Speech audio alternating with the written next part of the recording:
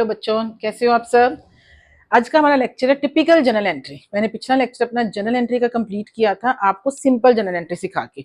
Business started, goods purchase, goods sold, expenditure paid, income received, cash deposit into bank, if you remember. ठीक है, now this is a second part of that lecture which is also journal entry, typical journal entry जिसे आप बोल सकते हैं। Typical मतलब कि थोड़ा इसमें थोड़ी डिफिकल्ट लेवल है इसमें। ठीक है, तो ये आपके फर्स्ट एंट्री है आपके पास। डिस्काउंट हमने करवाया था आपको, cash discount is of the two types, discount allowed and discount received. So how to do the journal entry of the discount allowed and discount received. Suppose बच्चे आपकी ट्रांजेक्शन क्या बनी कि you paid cash to Krishna 9800 in full settlement of 10,000। अब कृष्णा को आपने देने कितने थे बच्चे? 10,000। दिए कितने आपने? 9800। वर्ड साथ में क्या लिखा होगा? Full settlement. Full settlement means कि आपने बाकी के 200 रुपए नहीं देने, उसने छोड़ दिए आपको। तो उसने छोड़ दिए तो आपकी क्या हो गई? इनकम। आपने देने थे 10,000, दिए, आपका कैश गोज आउट कितना हो गया? 9800। 200 इज योर इनकम और उस इनकम का नाम क्या हो गया? Discount received. तो एंट्री क्या बनी? Krishna account debit to cash to discount received. Why Krishna is debited? Because he is a receiver. Krishna क्या है आपके पास? रिसीवर। अब कृष्णा तो फुली रिसीवर हो गया 10,000 से, फुली रिसीवर हो गया 10,000 से, तो आपने कृष्णा के आगे कितने पैसे लिख देने? डेबिट बच्चे 10,000 to cash. Cash goes out कितना हुआ आपका? Cash goes out 9800। तो कैश के आगे 9800 क्रेडिट हो गया। Credit what? Goes out. Discount received. अब डिस्काउंट क्या है आपकी? Income. As per the income nominal account income is credited with the 200। तो 10,000 debit and 10,000 credit, but the entry is like this: Krishna account debit to cash to discount received and being cash paid to Krishna in full settlement. कुछ भी आप brief form में लिख सकते हो। इसी तरह सेकंड एंट्री आपके पास कैश रिसीव्ड फ्रॉम मेहता। ऊपर आपने क्या किया था? कैश पे किया था। इसी तरह मेहता ब्रदर से अपने कैश लेना था suppose 5,000 and cash receive from Mehta 4,800 in full settlement of his account 5,000। अब cash debit comes in 4,800। Cash क्यों डेबिट किया आपने? Because comes in. रूल हमने बहुत डिटेल में किए हुए हैं फर्स्ट लेक्चर में। तो cash comes in 4,800। Mehta brother credit हो गया 5,000 से, because Mehta brother is giver and total 5,000। Why? क्योंकि बाकी के हमने फुल सेटलमेंट है वो 200 नहीं देगा। तो 200 आपका क्या हो गया बच्चे? Loss. As per the nominal account loss क्या होएगा? डेबिट। तो 200 आपने डिस्काउंट को डेबिट कर दिया। So 5,000 total debit and 5,000 total credit. तो एंट्री क्या बनी? Cash account debit, discount account debit to Mehta brother 5,000। Right. Next entry is based on the bad debts. Bad debt is the bad debt होता क्या है? Bad debt मतलब debt word is the derived from the word debtor. आपने किसी से पैसे लेने थे। डेटर कौन होते हैं? जिनसे आपने पैसे लेने थे। अब हिंदी में या हंसी में वो बंदा बैड हो गया, उसने आपके पैसे नहीं दिए। तो बैड डेट्स क्यों होते हैं? क्योंकि पर्सन क्या हो जाता है बच्चे? इंसॉल्वेंट। इंसॉल्वेंट मतलब कि जब एक पर्सन के पास एसेट कम है और लायबिलिटी ज्यादा है, तुम उसके ऊपर कोर्ट केस भी कर दो तो भी वो आपके पैसे नहीं दे पाएगा। कोर्ट के थ्रू भी तुम पैसे नहीं ले सकते क्योंकि उसके पास पैसे है ही नहीं देने के लिए, because he is declared insolvent by the court. तो अगर आपने जो पर्सन से पैसे लेने थे वो आपका लॉस हो गया, और उस लॉस का नाम क्या है? Bad debts. क्योंकि आपने अपनी मर्जी से पैसे छोड़े नहीं है। मर्जी से 200-300 रुपए छोड़ते हो तो वो क्या आ जाता है? डिस्काउंट अलाउड या डिस्काउंट रिसीव्ड। पर ये तो आपके मर गए पैसे, हिंदी में बोलने तो मर गए पैसों के अकाउंट कौन सा खुलेगा? Bad debts. तो एंट्री क्या होएगी? ट्रांजेक्शन क्या होएगी? सूरज एंड सन से सपोज आपने 10,000 लेने थे and Suraj and son is declared insolvent and he paid only 40%। तो 40% कैश क्या हो गया? Comes in. 4,000 he give to you और बाकी फुल सेटलमेंट मतलब बाकी तो आने ही नहीं 6,000। तो 6,000 आपका क्या हो गया? Bad debt. Bad debt again is a new type of the loss. तो एंट्री क्या बनी? Cash account debit 4,000, bad debts account debit 6,000 because ये लॉस है और as per the nominal. Next है आपके पास ट्रांजेक्शन दी होगी मेरा बच्चा कि cash receive from the Suraj and sons 40% in full settlement of is the 10,000 and he is declared insolvent. अब इंसॉल्वेंट का मतलब क्या होता है बच्चे? इंसॉल्वेंट मीन द पर्सन के जो है उसके एसेट उसके पास कम है और लायबिलिटी क्या है? ज्यादा, तो वो आपके पैसे नहीं दे सकता। तो उसने एक तरह से आपके पैसे मार लिए। तो जो पैसे मार लिए उसके लिए आपके पास लॉस क्या है? लॉस का नाम क्या है? Bad debts. बैड डेट्स मतलब पैसे मर गए आपके। ठीक है, तो अब उसने लेने कितने थे? अब एंट्री क्या बनेगी? Cash account debit 4,000, cash comes in. Bad debts account debit 6,000। Bad debts को क्यों डेबिट किया? बिकॉज दिस इज लॉस, और लॉस क्या होते हैं? नॉमिनल अकाउंट के मुताबिक debit. And to Suraj and sons 10,000। Suraj and sons 10,000 से खत्म हो गया, अब वो पैसे नहीं देगा। ही is declared insolvent by the court. जब कोर्ट ने उसे इंसॉल्वेंट डिक्लेयर कर दिया तो आप अब उससे किसी भी तरीके से पैसे नहीं ले सकते। नेक्स्ट ट्रांजेक्शन होगी बच्चे आपकी के you receive the cash on amount of the bad debt recovered, मतलब कि पिछले साल आपके कोई बैड डेट्स हो गए थे, वो पैसे आपने मर गए, आपने उसे बैड डेट्स में डाल दिया। अब सूरज एंड सन्स जो है उस दोबारा मतलब कि वो उठा, उसने दोबारा बिजनेस स्टार्ट किया और आपके पैसे दे दिए 1-2 साल बाद। तो अब सूरज का अकाउंट तो पहले ही खत्म कर चुके हो, पर सूरज ने आपको पैसे दे दिए 6,000 रुपया, तो कैश तो आ गया 6,000। अब फिर क्रेडिट किसे करें, क्योंकि Suraj account is already has been the closed. तो इसके लिए होगा to bad debt recovered account. कौन सा अकाउंट नया खोला हमने, cash account debit to bad debt recovered, कि आपके जो बैड डेट थे वो रिकवर्ड हो गए। और बैड डेट रिकवर्ड को मैंने क्रेडिट क्यों किया, क्योंकि ये इनकम है आपकी। तो इनकम क्या होती है as per nominal account, credit, and cash comes in, तो cash comes in account debit 6,000 to bad debt recovered, क्योंकि इनकम है इसलिए क्रेडिट 6,000। नेक्स्ट एंट्री बेटे हमने पिक की है लॉस बाय फायर। अब आपका बिजनेस चल रहा है, उसमें फायर हो सकती है, फ्लड हो सकता है, कुछ अर्थक्वेक हो सकता है, किसी भी कारण से आपके बिजनेस का गुड्स को लॉस हो गया। लॉस बाय फायर है, लॉस बाय एक्सीडेंट लिख सकते हो आप, लॉस बाय थेफ्ट है, ठीक है, लॉस बाय फ्लड है। कोई भी लॉस हो गया तो लॉस होने से आपकी गुड्स क्या हो गई, डिस्ट्रॉय हो गई। अब गुड्स बिकी नहीं है आपकी, तो आपने क्या लिखना, लॉस है तो डेबिट होएगा इस पर नॉमिनल अकाउंट। तो नेम क्या लिखना, loss by fire account debit, loss by accident account debit, loss by theft account debit, and loss by flood account debit to purchase, क्योंकि गुड्स जो आपने खरीदी थी वो चली गई, खरीदी थी ना बेचने के लिए, तो वो गई ना आपकी, खराब हो गई। तो आपने यहाँ पे अकाउंट कौन सा यूज करना है, purchase account, not the sale account. So loss by fire account debit to purchase, any amount you can write here, let it be 2,000। Next entry मैंने पिक की है goods given as the charity. आपने दान में कुछ goods दे दी, जो भी आपका बिजनेस था, ग्रोसरी का था, किसी भी चीज का था, ठीक है, मेडिसिन का था, आपने कुछ चीजें दुकान से उठा के चैरिटी में दे दी, तो चैरिटी अगेन आपका क्या हो गया, एक्सपेंडिचर। तो चैरिटी अकाउंट डेबिट, क्योंकि एक्सपेंडिचर क्या होते हैं as per nominal account, debited, and to purchase, goods दी हैं। अगर कैश दिया है तो टू कैश, चैरिटी में आप दान में आप पैसे भी देते हो, और अगर आपने चेक दिया है तो टू बैंक। मैंने पिछले लेक्चर में बताया था कि जब भी चेक वर्ड आ जाता है तो गिवर कौन बन जाएगा, बैंक। सो एंट्री क्या बनी, charity account debit to cash, to purchase और टू बैंक। कैश दिया तो कैश, गुड्स दी तो परचेज, और चेक काट के दिया चैरिटी में तो बैंक। नेक्स्ट एंट्री हमने पिक की है goods given as the free sample. आपने फ्री सैंपल के तौर पे कुछ गुड्स बांट दी, आपने कोई नया बिजनेस स्टार्ट किया था, अपने गुड्स को आप एस्टेब्लिश करना चाहते थे, तो फ्री सैंपल के लिए आपने कुछ गुड्स जो है कस्टमर को डिस्ट्रीब्यूट कर दी, so that they can came to know about your goods. तो उसके लिए वर्ड हम क्या यूज करेंगे, एडवर्टाइजमेंट। एडवर्टाइजमेंट के लिए बांटी अपने गुड्स, ठीक है। तो एडवर्टाइजमेंट अकाउंट डेबिट टू, गया क्या आपके पास से, गुड्स जो आपने खरीदी थी, तो उसके लिए अगेन आपके पास वर्ड क्या है बच्चे, परचेज। तो advertisement account debit to purchase account, any amount you can write here one. Now next आपकी कैपिटल एंट्री है बच्चे, इंटरेस्ट ऑन कैपिटल।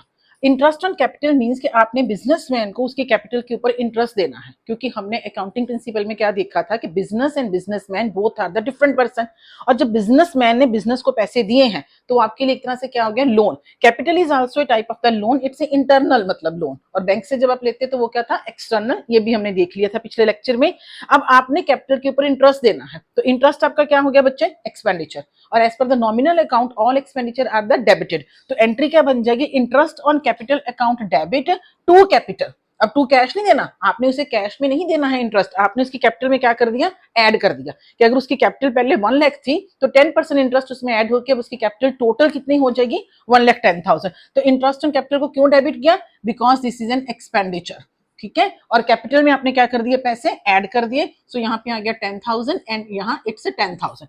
ना इसी तरह इसी के साथ रिलेटेड एंट्री आ गई इंटरेस्ट ऑन ड्रॉइंग्स। अब इंटरेस्ट ऑन ड्रॉइंग मींस कि अगर बहुत ज्यादा ड्रॉइंग विड्रॉ कर लेता बिजनेसमैन बिजनेस से, तो उससे भी इन रिटर्न क्या देना पड़ेगा, इंटरेस्ट देना पड़ेगा। तो ड्रॉइंग के ऊपर जब वो इंटरेस्ट मुझे देगा, बिजनेस को देगा, तो बिजनेस के लिए वो क्या हो जाएगी, इनकम। तो इंटरेस्ट ऑन ड्रॉइंग क्या हो गई बच्चे, इनकम। तो इसलिए ये क्रेडिट हो गई, क्योंकि ये इनकम है, और as per the nominal account all income are the credited. तो इंटरेस्ट ऑन ड्रॉइंग कर दिया मैंने क्रेडिट, और डेबिट किसे करेंगे, ड्राइंग्स को। जैसे कैपिटल के ऊपर इंटरेस्ट लगाया तो कैपिटल को क्रेडिट कर दिया, ड्राइंग के ऊपर इंटरेस्ट लगाएंगे तो ड्राइंग को डेबिट कर देंगे, ड्राइंग और प्लस हो गई। मतलब ये बिजनेस और बिजनेसमैन आपस में कैश नहीं लेते देते, ड्राइंग और कैपिटल में एडजस्ट कर लेते हैं। तो let it be 2,000। Next entry आ गई आपके पास सैलरी। अच्छा, सैलरी के 3 कंसेप्ट हैं। आपने सैलरी पे की थी तो आपने फर्स्ट लेक्चर में क्या देखा था, salary account debit to cash. अब अगर हो सैलरी आउटस्टैंडिंग, ये अपने बेसिक टर्म में सीखा था, salary outstanding means you have not paid yet salary. हो गई सैलरी, खर्चा हो गया, ड्यू हो गया, वर्कर ने आपके पास 1 घंटा काम कर दिया, 1 महीना काम कर दिया, आपने पैसे ही नहीं दिए, तो सैलरी अकाउंट डेबिट तो हो गया, क्योंकि ये क्या है आपका एक्सपेंडिचर, एक्सपेंस तो हो गया।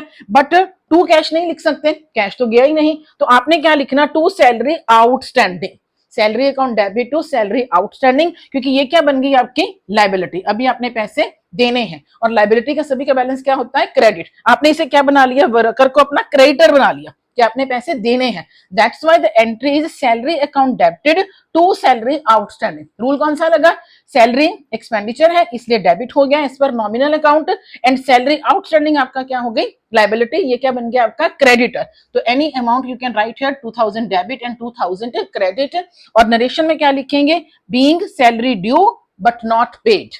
नेक्स्ट एंट्री इसी तरह प्रीपेड सैलरी, आपने सैलरी एडवांस पे कर दी, जरूरी नहीं कि आप सैलरी दो ही ना वर्कर को, कई बार क्या हुआ कि वर्कर ने सैलरी एडवांस मांगी और आपने इसे दे दी, तो salary account debit to cash तो हो नहीं सकता क्योंकि सैलरी अभी खर्चा हुआ ही नहीं है, आपने इसे एडवांस पे किया है। तो यहाँ वर्ड आपके लिए क्या आ गया, prepaid salary account to cash, cash तो गोज आउट हुआ ही है, तो क्रेडिट कैश हुआ क्योंकि ये क्या हुआ आपका गोज आउट, और प्रीपेड सैलरी क्या है आपका बच्चे, अब उसे आपने डेटर बना लिया एक तरह से, रिप्रेजेंटेटिव अकाउंट बन गया, ये prepaid salary representative personal account बन गया, तो वो क्या हो गया एक तरह से रिसीवर, वर्कर क्या है आपका सैलरी का रिसीवर है, तो एज पर द रिसीवर वो डेबिट हो गया, prepaid salary account debit to cash goes out, that is why cash is the credited, तो any amount 2000 debit and 2000 credit, तो being salary paid in advance. Next entry इसी तरह rent accrued, rent accrued मतलब कि rent income हो गई पर अभी तक आपको मिली नहीं है, जैसे एक्सपेंडिचर के तीन कंसेप्ट थे, salary paid, salary not paid and salary paid in advance. इसी तरह रेंट रिसीव्ड, तो वो हमने पिछले लेक्चर में एंट्री क्या की थी, cash account debit to rent. आज क्या है, रेंट एक्रूड मतलब रेंट हो गया, उस बंदे ने आपके घर में आपकी शॉप एक महीना यूज कर ली पर अभी तक उसने रेंट पे नहीं किया, तो कैश तो आएगा नहीं, कैश तो मिला ही नहीं आपको, तो उसे क्या बना लिया आपने, रेंट एक्रूड को डेटर, रेंट एक्रूड को क्या बना लिया, एक तरह से डेटर बन गया, वो आपके पैसे देगा, वो आपका रिसीवर हो गया, आपकी बिल्डिंग का जो आपने इसे लेट आउट की थी इसलिए इसे बना दिया आपने डेबिट। तो एंट्री क्या बनी, rent accrued account debit to rent, rent income तो हो ही गई है, अभी देगा या थोड़ी देर बाद दे देगा, तो ये इनकम है इसलिए ये क्या हो गई बच्चे, क्रेडिट, और रेंट एक्रूड क्या हो गया मेरा बच्चा, डेटर, रिप्रेजेंटेटिव पर्सनल अकाउंट के मुताबिक रिसीवर, और इसलिए आपने इसे क्या कर दिया, डेबिट। नेक्स्ट इसी का कंसेप्ट अगला, रेंट रिसीव्ड इन एडवांस, अब आपने एडवांस में रिसीव कर लिया रेंट, हम सब लोग इसी तरह एडवांस में पेमेंट भी लेते हैं, तो कैश तो आ गया, डेबिट व्हाट कम्स इन, सामने वाले बंदे ने मुझे रेंट दिया एडवांस में, कैश आ गया बट अभी रेंट ड्यू नहीं हुआ था, तो उसके लिए वर्ड फिर आपने डिफरेंट यूज करना है, cash account debit to rent pre received, अब वो क्या बन गया आपका क्रेडिटर, कि आपकी लाइबिलिटी बन गई, आपका कमरा आपके बिल्डिंग को एक महीना यूज कर सकता है, तो that is why this is credited. Next आ गया आपके पास बैंक चार्जेस, अब हमने पिछले लेक्चर में बैंक में अकाउंट खोला था, तो जब हम बैंक में अकाउंट ओपन करते हैं, बैंक से कुछ ट्रांजेक्शन्स करते हैं, तो बैंक हमसे चार्जेस लेता है, एसएमएस चार्जेस, एटीएम चार्जेस, तो बैंक जब हमसे चार्जेस लेगा तो वो क्या हो गया, खर्चा, तो खर्चे को क्या कर देना अपने बच्चे, debit, bank charges account debited to bank, यहाँ कैश नहीं लिखना, आपने बैंक को जाके नहीं देने पैसे, बैंक के चार्जेस क्या करेगा, आपकी पासबुक में से खुद ही क्या कर लेगा, डिडक्ट कर लेगा, आपको सिर्फ मैसेज आएगा, तो एंट्री बन गई bank charges account debit, why, because it's an expense, तो एक्सपेंस को मैंने क्या कर दिया, debit, and to bank, bank में से क्या हो गए, पैसे चले गए, गिवर हो गया बैंक, आर्टिफिशियल पर्सनल अकाउंट है तो गिवर हो गया, तो गिवर क्या हो जाएगा आपका क्रेडिट, तो 20 rupees debit and 20 rupees credit हो गया, ठीक है, यस। अब एसेट को मैंने टोटल किया तो दैट टोटल इज 2,50,000, 2,50,000 में से लाइबिलिटी थी आपके पास 20,000, 80,000, 1 लाख हो गया, 250 माइनस 1 लाख जब मैंने किया तो 1,50,000 क्या बच गया आपकी कैपिटल, और asset is equal to liability plus capital भी हो गया, और आपके जितने पैसे डेबिट में उतने ही पैसे क्या हो गए आपके क्रेडिट में भी हो गए। So let's again repeat, cash account debited, bank account debit, stock account debit, debtor account debit, furniture account debit, land account debit, to creditor, to bank loan and to capital. It may be balancing figure, it may be given to you. This is called being opening journal entry past. Next है आपके पास बच्चे compound journal entry. तो compound journal entry क्या होती है, जब आप एक से ज्यादा चीज को डेबिट करते हो या एक से ज्यादा चीज को क्रेडिट करते हो तो उसे क्या बोलते हैं हम, कंपाउंड जर्नल एंट्री। सपोज एक ही दिन में मैंने कुछ ऐसी ट्रांजेक्शन की जिसमें एक चीज डेबिट हो रही थी, तो आपने दो तीन चीजें अलग अलग तरह से क्रेडिट हो रही थी, तो उनको अलग अलग एंट्री करने की जरूरत नहीं है, आपने उसे क्या कर देना, कंबाइन एंट्री भी कर सकते हो, that is called compound journal entry. Let's say I have purchase the goods of 1 lakh, तो परचेज अकाउंट डेबिट क्या हो गया, 1 लाख, अभी तो आप एक्सपर्ट हो गए, परचेज होगी डेबिट, गुड्स आपके पास क्या हो गई, कम्स इन, इसमें से 20,000 आपने कैश दे दिया, तो कैश गोज आउट कितना हुआ, 20,000, और बाकी आपने क्या की थी, सुषमा से उधार पे ली है, तो 80,000 क्या हो गई आपकी क्रेडिट में। तो एंट्री क्या बनी मेरा बच्चा, purchase account debited to cash to Sushma, goods comes in 1 lakh, cash goes out 20,000 and Sushma become the giver for the 80,000, तो इसलिए उसे क्या कर दिया क्रेडिट। आप इसकी दो एंट्री भी कर सकते थे, purchase account debit to cash 20,000, purchase account debit to Sushma 80,000, पर कंपाउंड जनरल एंट्री में क्या बना इसका, purchase account debit to cash and to Sushma. इसी तरह आप सेल की एंट्री भी कर सकते हो, एक ही डेट पे आपने सेल की है या एक ही पर्सन को सेल की है, थोड़ी सी कैश पे और थोड़ी सी क्रेडिट पे। सपोज आपने सेल की है गुड्स 1 लाख की, ठीक है, तो टू सेल कितना हो गया 1 लाख, ही पेड 40,000 कैश, तो कैश रिसीव कितना हुआ आपका 40,000, दैट इज वाई कैश आपका क्या हो गया बच्चे डेबिट, कैश रिसीव्ड 40,000। बाकी क्या हो गया मोहित से उधार पे 60,000, तो मोहित क्या हो गया रिसीवर। तो आपने 1 लाख का सामान बेचा, गुड्स गई 1 लाख की, आपने इसे कर दिया क्रेडिट, कैश कम्स इन कितना हुआ 40,000 एंड मोहित कितने से रिसीवर हुआ गुड्स का 60,000 से, तो cash account debit 40,000, Mohit account debit 60,000, to से 1 lakh. Last entry for the lecture is, आपने एक ही दिन में 3-4 टाइप्स के एक्सपेंडिचर पे किए, आपने रेंट पे किया 1,000 का, आपने सैलरी पे की है 9,000 की, और आपने कमीशन पे की है 2,000 की। तो आपके क्या कर सकते हो, rent account debit, salary account debit, commission account debit and to cash 1,000, 9,000 and 2,000, तो टोटल आपका कैश गोज आउट कितना हो गया पुत्र 12,000।